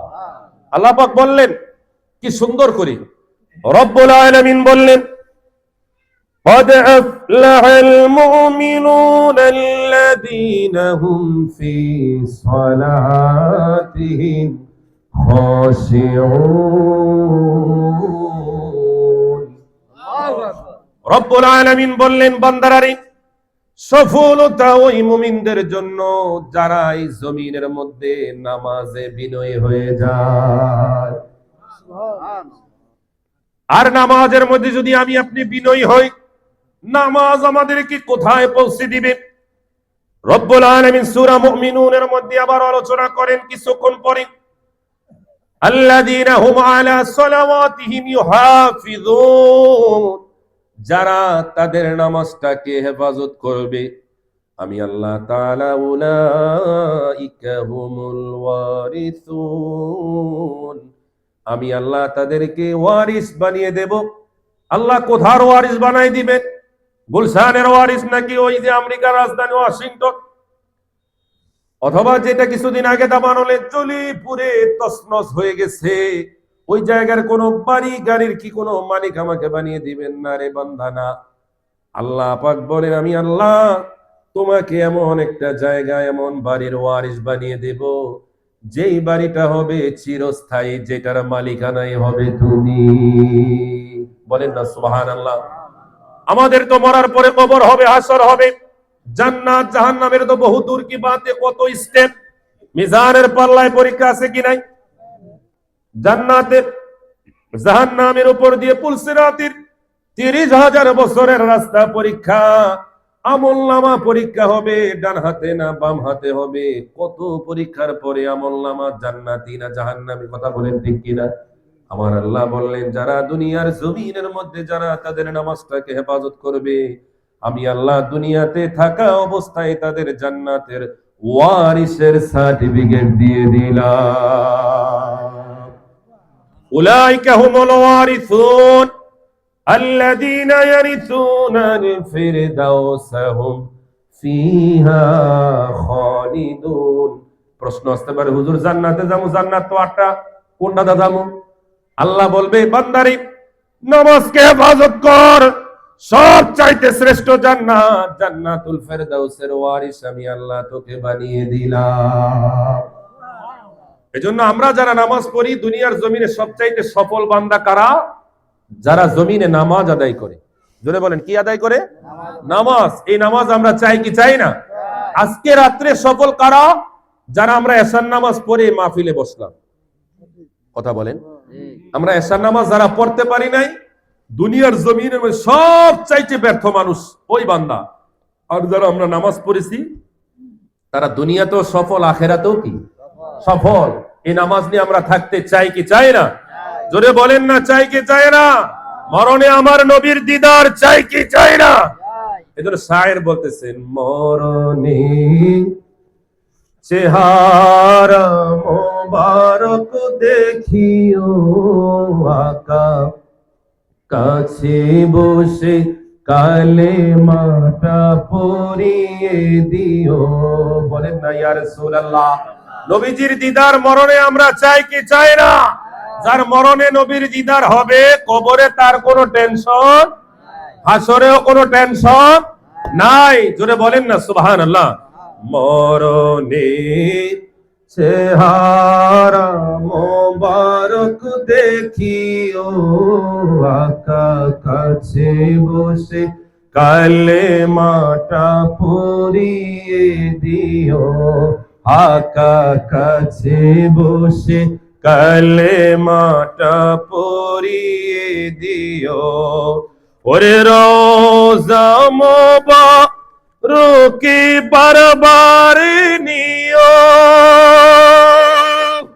আরে মোবারক কদমে চুমুতে দিও আকা, মোবারক কদমে চুমুতে দিও আকা, রুহটা বের হতে হাসিটা দিও, বলেন না ইয়া রাসূলুল্লাহ। রুহটা বের হতে হাসিটা দিও, তোমার মোবারক হাত আমার কপালে দিও, বলেন না ইয়া রাসূলুল্লাহ। আমাদেরকে আমার আল্লাহ এমন নবীর উম্মত করে জমিনে পাঠিয়েছেন, যে নবীর নুরানি চেহারা মোবারকটা এক নজর দেখার জন্য সাহাবীরা হাসতে হাসতে নিজের জীবন কুরবান করে দিয়েছে। আল্লাহর কোরআন বলে, হযরতে ইউসুফ আলাইহিস সালাতু ওয়াস সালামের সুন্দর নুরানি মোবারক চেহারা দেখে মিশরের রমণীরা হাসতে হাসতে তাদের ছুরি দিয়ে আপেল কাটা আনার কাটার পরিবর্তে আঙ্গুল কেটে ফেলেছে। কোনো কষ্ট হয়? মিশরের রমণীদেরকে যদি প্রশ্ন করা হয়, ও মিশরের রমণীরা, তোমরা কি এর মায়ায় পড়লে, কিসের মোহে পড়লে, যার কারণে ছুরি দিয়ে হাত কাটলে, আঙ্গুল কাটলে, রক্ত বের হলো? এত আঘাত পাওয়ার পরেও তোমাদের কি বোধ হলো না, কষ্ট হলো না? মিশরের রমণীরা বললেন, হযরতে ইউসুফ আলাইহিস সালাতু ওয়াস সালামের মতো এমন সুন্দর মানুষ আমাদের জিন্দেগিতে আর কোনোদিন দেখি নাই। কি দিয়ে স্রষ্টা তাকে সৃষ্টি করলেন? মানুষ এত সুন্দর হয়, এটা তো ইউসুফ নবীকে না দেখলে কোনোদিন জানতাম না।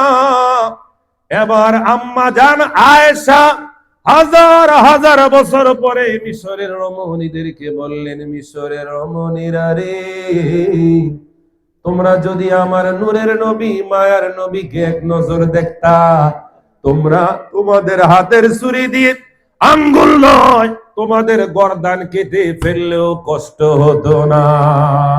কথা বলেন ঠিক কিনা? এমন সুন্দর ছিলেন আমার নবী। শায়ের বলতেছে, ওরে বিবি জুলেখায়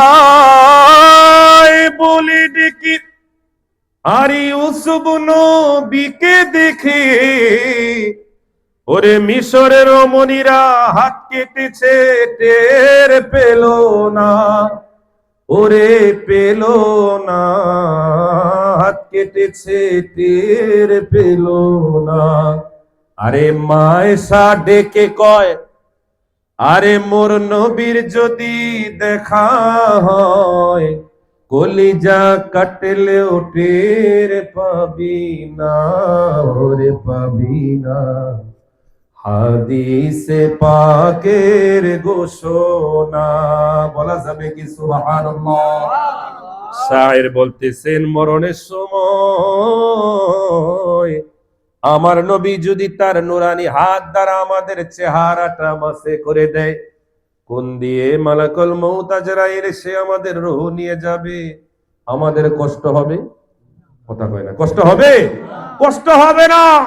আমার নবীজির নুরানি হাত মোবারকের স্পর্শটা এমন, হুনাইনের যুদ্ধের পরে, খেয়াল করে, হুনাইনের যুদ্ধের পরে নবীজি সাহাবীদেরকে নিয়ে কাফেলা, আজানের সময় হলো, নবীজি হযরত কি একজন সাহাবীকে বললেন, রিওয়ায়েতে আছে হযরতে বেলালকে বললেন, বেলাল আজান দাও, বলেন না সুবহানাল্লাহ।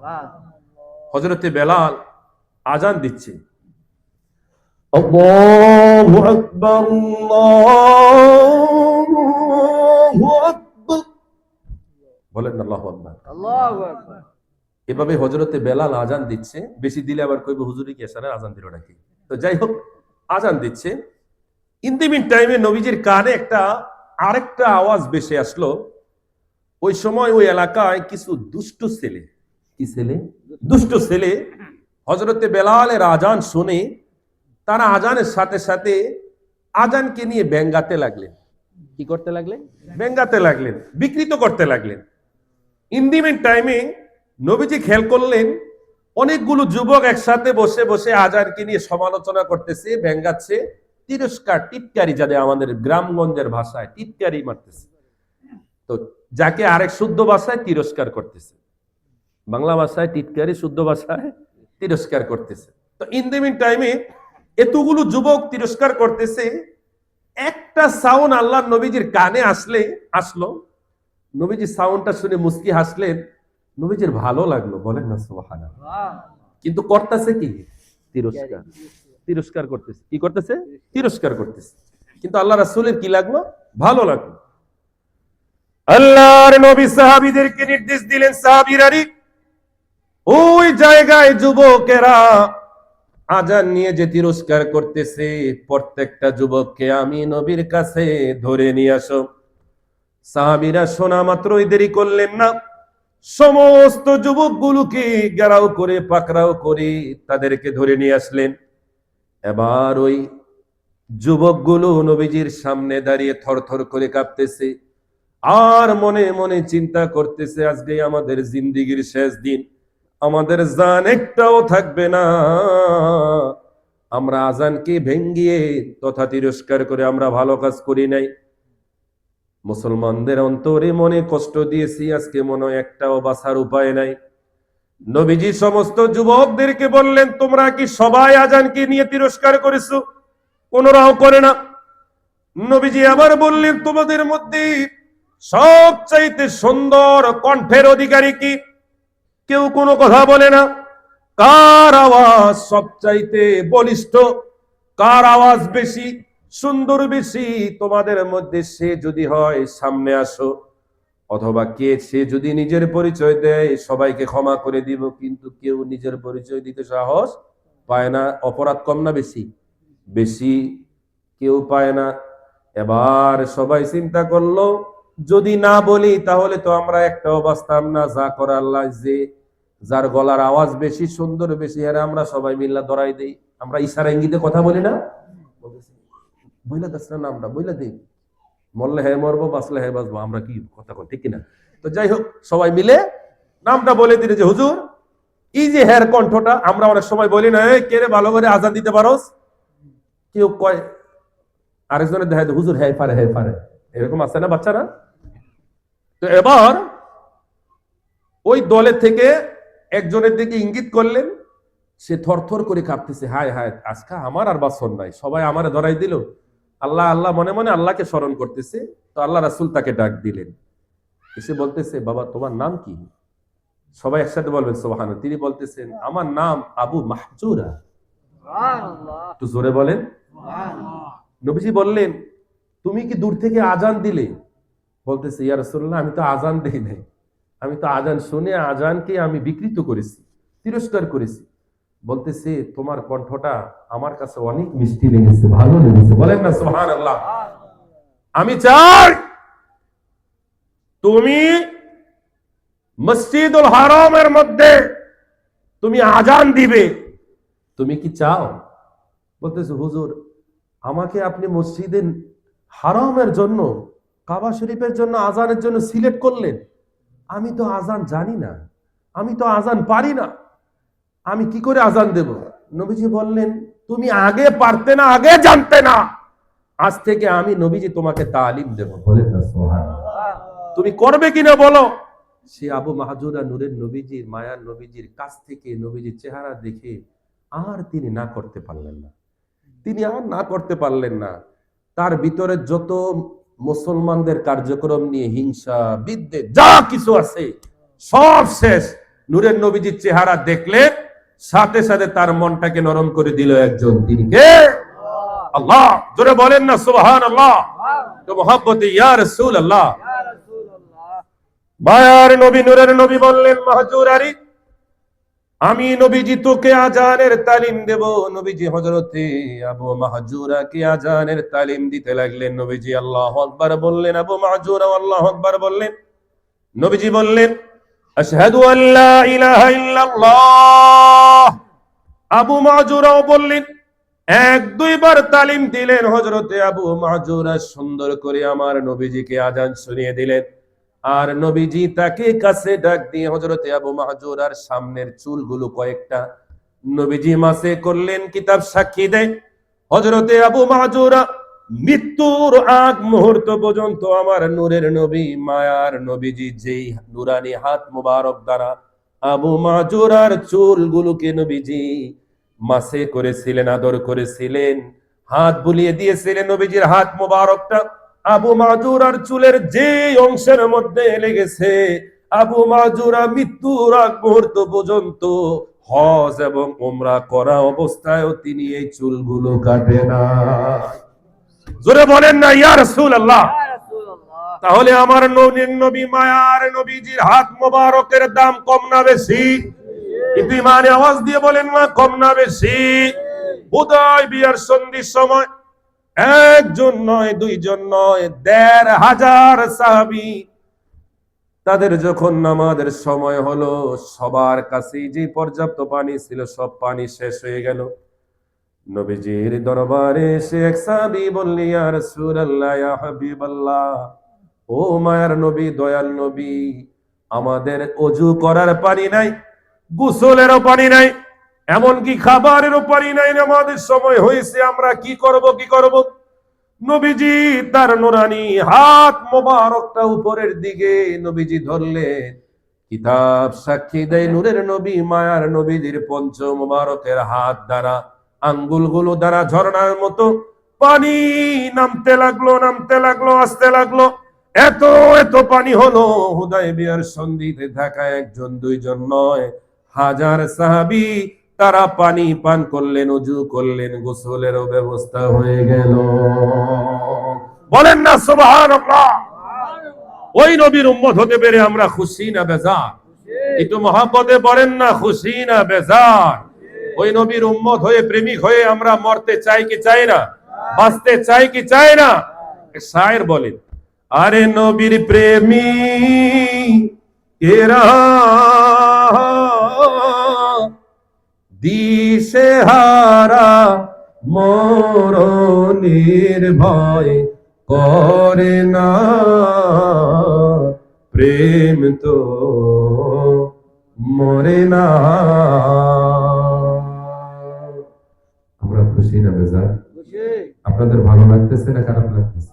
একটু বলেন না। নবীর প্রেমিকেরা দিশেহারা মরণের ভয় করে না, প্রেম তো মরে না রে, প্রেম করিয়া প্রেমিক মরে ভাই রে, প্রেম তো মরে না রে। হানজালা যে প্রেমিক ছিল,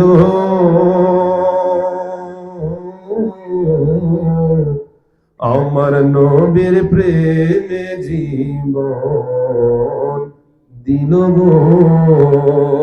ওরে মাওলার ফেরেশতারা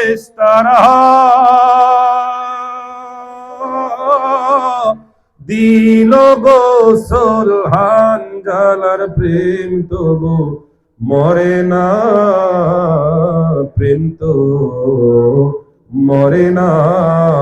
নবীর প্রেমিকেরা দিশেহারা মরণের ভয় করে না, প্রেম তো মরে না। ওরে প্রেম করিয়া প্রেমিক মরে ভাই রে, প্রেম তো মরে না। ঠিক কিনা? আমার সময় একেবারে শেষ পর্যায়ে, আমার ভাই এসে যাবে। আমার মা বোনের আপনারা যারা শুনতেছেন এবং আপনারা যারা উপস্থিত আছেন, আপনাদেরকে দুই একটি কথা বলি, আমলের কথা, আল্লাহ যেন কবুল করে। সবাই বলেন আমিন। দেখেন, আজ থেকে 10 বছর, 20 বছর অথবা আর একটু আগে কিংবা পরে গ্রামের গঞ্জে সব জায়গায় ফজরের নামাজ পড়ে যখন আমরা হাঁটতাম, তখন আমাদের মা ও বোনদের কণ্ঠের আওয়াজ ঘর থেকে আমরা পেতাম। বলেন তো, এটা কি গানের আওয়াজ না কোরআনের আওয়াজ?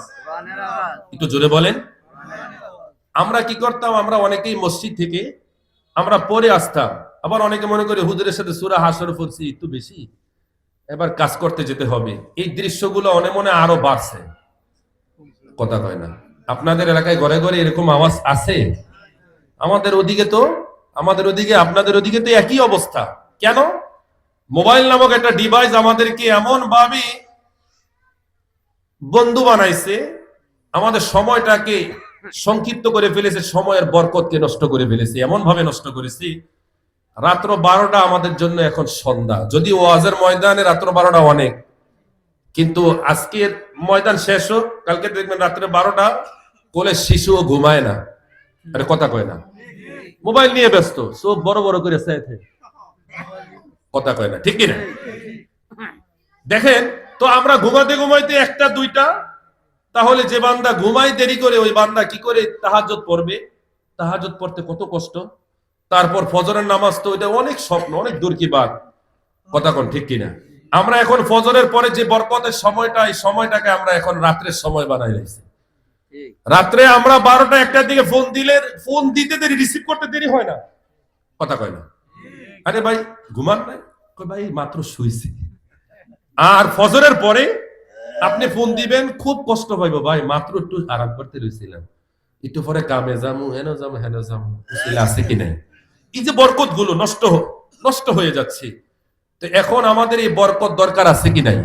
এই বরকত দেখেন, আপনাদেরকে ছোট্ট একটা সূক্ষ্ম শিক্ষণীয় ঘটনা শোনে। ইমাম নববী সহ জগৎ বিখ্যাত সকল মুহাদ্দিসিনে কেরামগণ, মুফাসসিরিনে কেরামগণ, বিশ্ববিখ্যাত হাদিসের ইমামগণ একটা ওয়াকিয়া ঘটনা বর্ণনা করতেছে। বিশ্ববিখ্যাত একজন তাবী ছিল, যিনি ছিলেন হযরতি আনাস রাদিয়াল্লাহু তাআলা আনহুর সবচাইতে প্রিয় ছাত্র, যার নাম হযরতে সাদ আল বুনানি, বলেন না সুবহানাল্লাহ। তিনি তার জীবনে তিনি এত ইবাদত বন্দেগী করতেন, ইমাম বলেন যে তাবীদের মধ্যে সবচেয়ে বড় আবেদ ছিলেন হযরতে সাদ আল বুনানি, বলেন না সুবহানাল্লাহ। তার কি আমল ছিল মা বোনেরা শোনেন, লম্বা করে ঘটনা শোনানোর সময় নাই, যদি আপনারা আমি আমল করি অল্প করে শুনলেই যথেষ্ট, কথা বলে ঠিক কিনা? প্যারে হাজিরিন, হযরতে সাদ আল বুনানির যখন ইন্তেকাল হলো, তাবীগণ বলতেছেন গোটা পৃথিবীটা মনে হয় সুগন্ধে ভরপুর হয়ে গেল। কোথা থেকে সুগন্ধ ভাসতেছে, যেদিকেই তাকায় শুধু সুগন্ধ আর সুগন্ধ, ফ্লেভার আর ফ্লেভার। এত সুগন্ধ আমাদের জীবনে আমরা আর কোনোদিন পাই নাই, বলেন না সুবহানাল্লাহ। হযরতে সাদ আল বুনানি ইন্তেকাল হলো, তাকে গোসলের জন্য যখন যারা গোসলের দায়িত্বে তাবী, যে ভাইয়েরা, যে সাহাবীরা ছিল, যে তাবীগণ ছিল, তারা যখন তাকে গোসলের জন্য যখন গোসলখানায় নিয়ে যাওয়া হলো, তারা দেখতেছে তার ঠোঁট মোবারক এখনো নড়তেছে। আমার কথা মিথ্যা নয়, কিতাব সাক্ষী। শুধু তাই নয়, হযরতে সাদ আল বুনানির কণ্ঠে থেকে যারা গোসলের তাবী ছিলেন তারা দেখতেছে তার কণ্ঠ যে নড়তেছে। শুধু তাই নয়, কণ্ঠ থেকে আল্লাহর কোরআনের আওয়াজ আসতেছে। হযরতে সাদ আল বুনানিকে কবর দেওয়া হলো। কবর দেওয়ার পরে সমস্ত তাবীরা কবর শেষ করে তারা বাড়িতে ফিরলেন। হঠাৎ করে একজন চিৎকার দিয়ে বলে উঠলেন, ভাইরা, হযরতে সাদ আল বুনানিকে কবর দেওয়া হলো, ঠিক আছে, ওই কবরের ভিতরে আমার গুরুত্বপূর্ণ কিছু মাল রয়েছে, যেগুলো আমার জীবনে খুব প্রয়োজন। সবার কাছে শেয়ার করার পরে সবাই অনুমতি দিলেন, ঠিক আছে, যাও, কবরের এক পাশ তুমি খনন করে যেই জায়গায় মাল রেখে এসেছো ওই জায়গা থেকে তুমি হাত দিয়ে ওই মালটা তুমি নিয়ে আবার সুন্দর করে মাটি দিয়ে দিবে। তিনি বললেন, ভাইরা আমার, আমি তো একা যাব না, তোমরাও আমার সাথে চলো। তিনি কয়েকজনকে নিয়ে গেলেন, কবর খনন করতে লাগলেন। খনন করার পরে তিনি দেখলেন তার যে মালটা কবরের ভিতরে পড়ে গিয়েছিল, ওই মালটা তিনি পেলেন। মালটা তুললেন। এবার হযরতে সাদ আল বুনানির যে কবর থেকে মাল তুললেন, যে তাবী তুললেন, ওই তাবী তাকিয়ে দেখলেন কবরে আমার মাল পেলাম, যাকে আমি কিছুক্ষণ আগে কবর দিলাম তাকে তো আর আমি কবরে দেখলাম না, বলেন না সুবহানাল্লাহ। তিনি আশ্চর্য হয়ে গেলেন, আরে যে মানুষটাকে কিছুক্ষণ আগে আমি কবর দিলাম ওই মানুষটা কোথায় গেল? মানুষটা কবরে নাই, আমার মাল আছে, মানুষ তো নাই। তিনি আশ্চর্য হয়ে গেলেন, সবাই সুবহানাল্লাহ বলে উঠলেন। এবার কয়েকজন বললেন, ভাই একটু ভিতরে দেখো তো, একটু উকি মেরে দেখো, তুমি তো সরাসরি দেখলাম, একটু নিচের দিকে গিয়ে দেখো, দেখা যায়নি। দেখলেন নিচের দিক থেকে হযরত সাদ আল বুনানি দাঁড়িয়ে দাঁড়িয়ে কবরে নামাজ আদায় করতেছেন। বলেন না আল্লাহু আকবার। সবাই বলেন নারে তাকবীর, নারে রিসালাত, ইয়া রাসূলুল্লাহ, আহলে সুন্নাত ওয়াল জামাত, পবিত্র ঈদে মিলাদুন নবী, প্রধান বক্তার আগমন, মুফতি সালাউদ্দিন আইয়ুবীর আগমন। হুজুর বসেন, আমি শেষ করে দিই।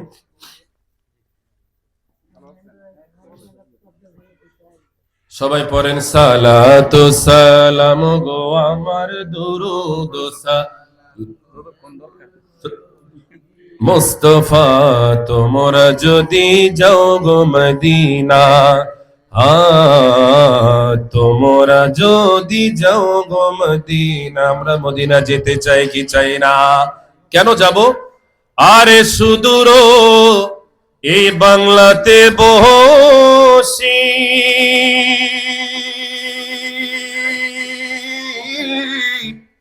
আমরা কাঁদিতেছি দিবা নিশিও,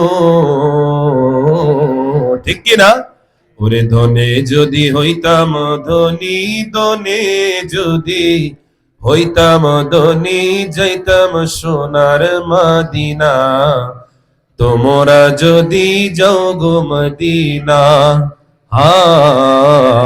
তোমরা যদি যাও গো মদিনা। তো যেই কথা, ওই তাবি তিনি কবরের দিকে উকি মেরে দেখলেন হযরতে সাদ আল বুনানি তিনি কবরে দাঁড়িয়ে নামাজ আদায় করতেছেন।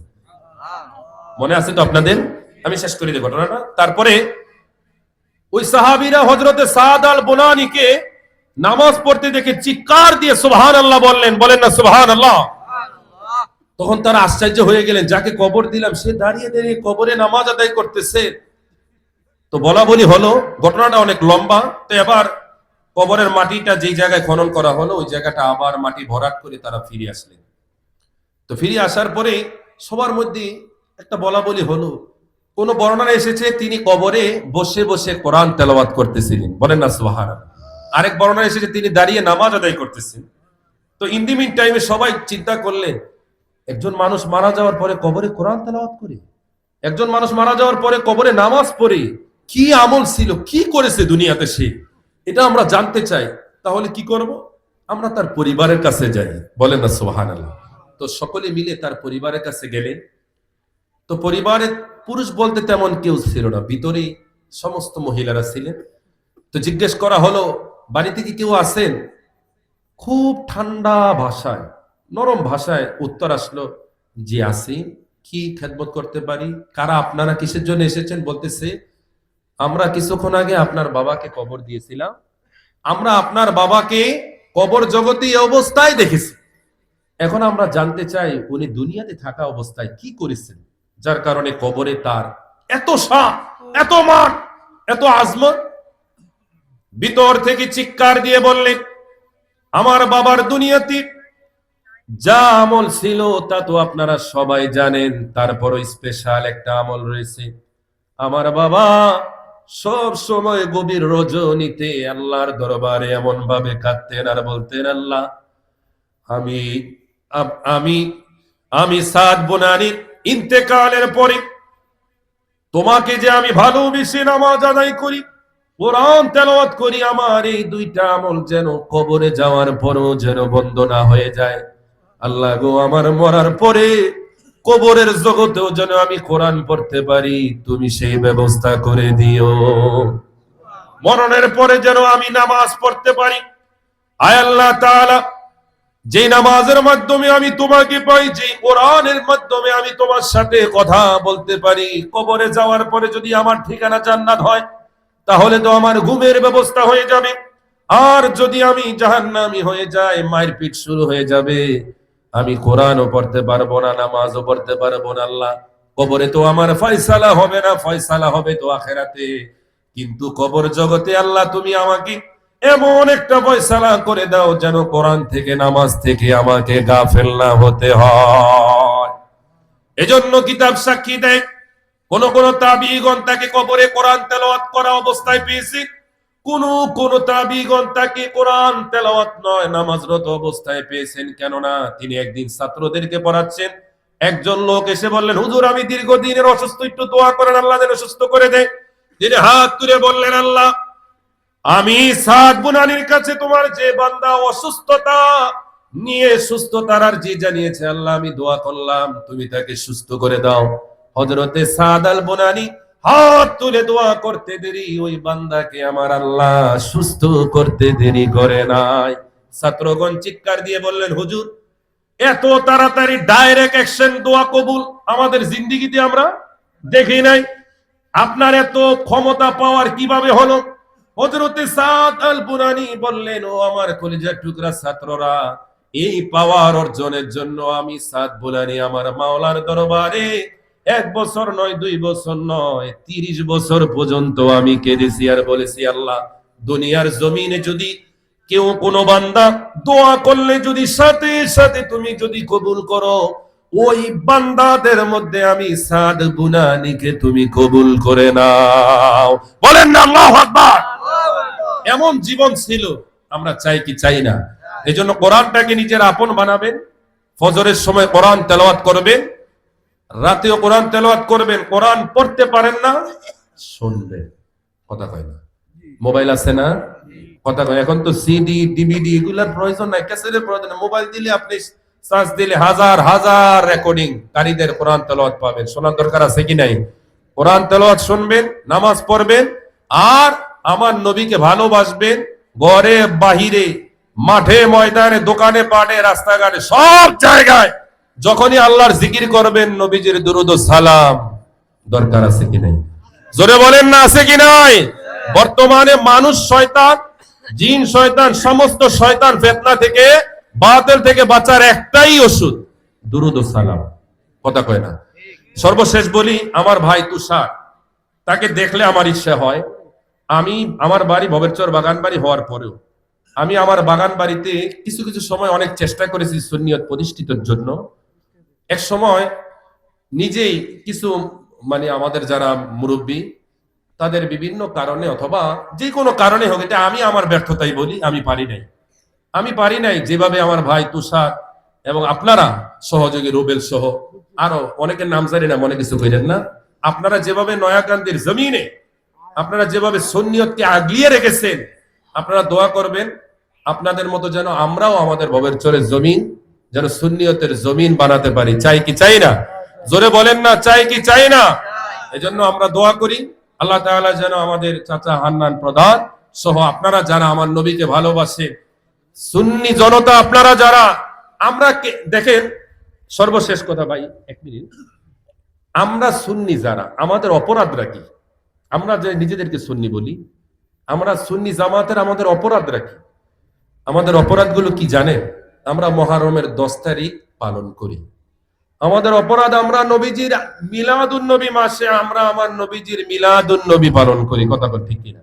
মেরাজুন নবী মাসে আমরা মেরাজুন নবী পালন করি। শাবান মাসে শবে বরাত পালন করি। রমজান মাসে আমরা কদর পালন করি। কথা বল ঠিক কিনা? আল্লাহর ওয়ালিদের জীবন চর্চা করি, বাবা শাহজালালের জীবন চর্চা করি। যারো ছিলা সিন্নি খাইলা মোল্লা তার গুণ গাইলা না। কথা কয় না? আমাদের এই দেশে তাবলীগের কারণে মুসলমান হয় নাই, হ্যাঁ হয়েছে। কোন তাবলীগের কারণে? আল্লাহর ওয়ালিদের তাবলীগের কারণে, বাবা শাহজালালের তাবলীগের কারণে। কথা কয় না? শাহপরান, শাহ খানজান আলী বাইদুল মুস্তামি 360 আউলিয়ার কারণে পীর মাশায়েখরা যে তাবলীগ করেছেন, তাদের মধ্যে আল্লাহ তাআলা রাসূলের মহব্বত ছিল কি ছিল না? বাংলার জমিন নয়, পৃথিবীর জমিনে প্রত্যেকটা আউলিয়া কেরামের জীবনী তালাশ করেন, প্রত্যেকটা ইমাম, ফুকাহা, মুহাদ্দিসিন, মুফাসসিরিন সকলের জীবনী, তাবি, সাহাবী, প্রত্যেকের জীবনে আমার নবীর মিলাদ ছিল কি ছিল না? দুরূদ ও সালাম ছিল কি ছিল না? আরে রাখছেন তো আমার আল্লাহ, বলেন না সুবহানাল্লাহ। তো এইজন্য আমরা এই সুন্নি জামাত হয়ে যাদের কাছে অপরাধী মনে হয়, আসলে অপরাধী আমরা নই, অপরাধী তারা। কথা বলে ঠিক কিনা? তো আমরা চাই ভাইরা আমার, আসেন না, দুরূদ ও সালামে যে কি মজা, কি মজা। আমার ভাই সালাউদ্দিন আইয়ুবী যখন মিলাদ কিয়াম করবেন, তখন আপনি একটু মনটাকে নরম করে একটু শুইনেন, যে দুরুদ ও সালামে যে কি মজা, খোদার কসম এমন মজা আপনি অন্য কোথাও পাবেন না। কথা কয় না? অন্য কোথাও পৃথিবীর মধ্যে যারা মিলাদ কিয়াম করে, নবীজিকে ভালোবেসে দুরুদ ও সালাম পড়ে, তারা কোনোদিন ফিতনা করে না। আর যারা না করে তাদেরই যতল ফিতনা। কথা কয় ঠিক কিনা? এজন্য বাড়াবাড়ি নয়, কাটাকাটি নয়। আমরা কইরা আল্লাহ তাআলা রাসূলকে ভালোবাসি, পেতে চাই। আপনারা না করে ফাইলে আমার কোনো আপত্তি নাই, কিন্তু আমাদের কার্যক্রমে কোনো বাধা দিয়েন না। করিমকার হুজুরা মিলা শরীফ পড়ছে না? কথা কয় না? পড়ছে না? সরমনায় বর্তমান হুজুরের দাদা হুজুররা করছে। দেওবন্দ মাদ্রাসা যিনি প্রতিষ্ঠা করেছেন, তাদের পীর যিনি হাজী আব্দুল্লাহ মুহাজিরে মক্কি রাহিমাহুল্লাহ, তিনিও মিলাদে কিয়াম করতেন। হাফতে মাসাইল তিনি কিতাব লিখে গেছেন। বলেন না সুবহানাল্লাহ। তো তাদের মধ্যে কোনো ফিতনা ছিল না। কিন্তু বর্তমানে আমাদের মতো যারা নতুন হাইব্রিড মৌলবী, তারা এসে বলতেছে মিলাদ শরীফ নাই, শবে বরাত নাই, জানাজার পরে দোয়া নাই, নবীজিকে কয় মিলাদ পড়লেও পড়তে পারেন, কিন্তু ভুলেও নবীজিকে সালাম দেন যেত না। কথা বল ঠিক কিনা? আপনি শুধু একটা দলিল খেয়াল রাখবেন, আল্লাহ তাআলা আমার নবীজিকে সালাম দেওয়ার জন্য ঘোষণা দিয়েছে। এখন আপনি কিভাবে দিবেন সেটা আপনার এখতিয়ার, কিন্তু নবীকে সালাম দিতে হবে, এটাই চূড়ান্ত ফয়সালা। আরে কথা কয় না? ইয়া আইয়ুহাল্লাযীনা আমানু সাল্লু আলাইহি ওয়া সাল্লিমু তাসলিমা, নবীজিকে সালাম দিতে হবে, এটাই চূড়ান্ত ফয়সালা। আপনি যদি আমাদের পদ্ধতিটা ভালো না লাগে, আপনি আপনার পদ্ধতিতে দেন, কিন্তু দিতে হবে। আরে কথা কয় না? দিতে আল্লাহ আদেশ করতেছেন, আমরের সিগা, সল্লু সল্লু, মৌলবী সল্লু সল্লু, আল্লাহ বলতেছেন আলাইহি ওয়া সাল্লিমু, দুরূদ পড় এবং সালাম দে, কেননা আমি আল্লাহ দেই। জোরে বলেন না সুবহানাল্লাহ। এই জন্য ভাই, আমি যতই ওয়াজ করি, আমার ভাই যতই ওয়াজ করুক, আমরা যতই বলি, আমরা যতই করি, আমরা আসলে কিছুই করতে পারবো না। করবে কি? আল্লাহ। হেদায়েতের মালিক কে? দুরূদ ও সালাম বড় মুফতি মুহাদ্দিস পীর সাহেব বলে হতে পারবে না, করতে পারবে না। যার ঈমান আছে, যারে আল্লাহ পছন্দ করে, নবী পছন্দ করে, তাদের দ্বারাই দুরূদ ও সালামের মাহফিল হবে। বলেন না সুবহানাল্লাহ। এই জন্য দুরূদ ও সালাম আমরা চাই কি চাই না? এই যে দুরূদ ও সালাম আমাদের দেশে বিভিন্ন ভাবে ষড়যন্ত্রের মাধ্যমে ঘরে বাহির থেকে যে দুরূদ ও সালাম গুলো যে বিতাড়িত হচ্ছে, বলেন তো খোদার কসম করে বলেন, ওয়াইজ্জাতু রব্বি, বরকত আগের থেকে বাড়ছে না কমছে? আদব কায়দা বাড়ছে না কমছে? আমাদের হুজুরদের মধ্যে তো মারামারি কিলাকিলি আছে কি নাই? ফিডাফিডি আছে কি নাই? অমুক ফিরের মধ্যে গালাগালি মারামারি আছে কি নাই? যতদিন দুরূদ ও সালাম ছিল, কোন মারামারি ছিল? এটা ভাগ হইছে আর ফিডাফিডি শুরু হইছে। সুন্নিদের মধ্যে কোনো ফিডাফিডি আমরা আগেও ছিলাম, এখনো আছি, কিয়ামত পর্যন্ত থাকবো। এই জমিন সুন্নিয়তের জমিন, বাবা শাহজালালের জমিন। কথা কোন ঠিক কিনা? আর বাদ বাকি যারা আছে সব কি? তো যাই হোক, আল্লাহ তাআলা আমাদেরকে বোঝার তৌফিক দান করে। আমার ভাই হযরত মাওলানা মুফতি সালাউদ্দিন আইয়ুবী সাহেব এই মুহূর্তে আপনাদের সামনে আলোচনা নিয়ে আসছেন। হুজুরের সম্মানে আমরা একটু তাকবীর দিই। নারে তাকবীর, আল্লাহু আকবার, নারে রিসালাত, আহলে সুন্নাত ওয়াল জামাত, পবিত্র ঈদে মিলাদুন নবী, মিলাদুন নবীর আলো, হায়াতুন নবীর আলো, নূরের নবীর আলো আমরা চাই কি চাই না? আল্লাহ পাক যেন কবুল আর মঞ্জুর করে, সকল বলেন আমিন। সর্বশেষ, আপনারা জানেন আমার বাবা অসুস্থ, সবাই হয়তো অনেক ছিলেন, জানেন।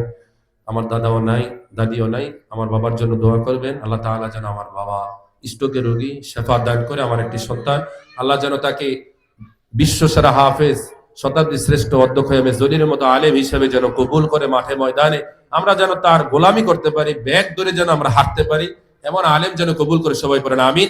আরেকটা বিষয়, আগামী 8 তারিখ 8ই জানুয়ারি আমাদের ঈদগাহের সম্মানিত ইমাম এবং খতিব পীর সাহেব হুজুর জনপুরি আলা হযরত কেবলা, জনপুরি পীর সাহেব হুজুর এনায়েতুল্লাহ আব্বাসী, ডক্টর এনায়েতুল্লাহ আব্বাসী হুজুর কেবলা আসতেছেন। আমরা খুশি না বেজার? আমরা ইনশাআল্লাহ থাকবো, আপনারা ইনশাআল্লাহ থাকবেন। এবং অনেকে বলতে হবে হুজুর আমরাও তো আনতেছি। হ্যাঁ, আপনারা আনবেন, বিদায় যাবেন না? কথা কয় না, যাবেন না? এবং আগামী 19শে ডিসেম্বর আপনারা আলহামদুলিল্লাহ এই পরীক্ষার পর নয়াকান্দিতে আওলাদ রাসূল ডক্টর এনায়েতুল্লাহ আব্বাসী হুজুর কেবলা আসতেছে। খুশি না বেজার? জোরে বলেন না, খুশি না বেজার? যখের জায়গায় সুন্নিয়তের প্রোগ্রাম হবে, যাবেন তো ইনশাআল্লাহ? জোরে বলেন না, যাবেন তো ইনশাআল্লাহ? ডিসেম্বরের 11 তারিখ তাহিরি সাহেব আসবেন বাউশিয়াতে। কোথায়? বাউশিয়াতে। ইতিমধ্যে আমাদের অনেক ভাইয়েরা বিভিন্ন ভাবে তাহিরি যেন না আসে এটার জন্য মিটিং মিছিল করতেছে। আল্লাহ যারা করতেছে তাদেরকে সমঝদার বুঝদার হেদায়েত দান করে দেয়। সবাই পড়েন আমিন। দিনের বেলায় কোন সময় আমি গুনাহগারও থাকবো, জোহরের পরে আমরা মাইক ধরবো, তারপর তাহির সাহেব আড়াইটা এসে তিনি টানা 2 ঘন্টা আলোচনা করে আসরের নামাজ পড়ে আমাদের মাঝ থেকে বিদায় দিবেন। আল্লাহ তাআলা বজরের জমিন সুন্নিয়তের জমিন হিসাবে কবুল করুক, ওলি আল্লাহর জমিন হিসাবে কবুল করুক। কথা বলে ঠিক কিনা? আল্লাহ পাক যেন কবুল করুক। আখির দাওয়ানা আলহামদুলিল্লাহি রাব্বিল আলামিন। আসসালামু আলাইকুম ওয়া রাহমাতুল্লাহি তাআলা ওয়া বারাকাতুহু ওয়া মাগফিরাহ।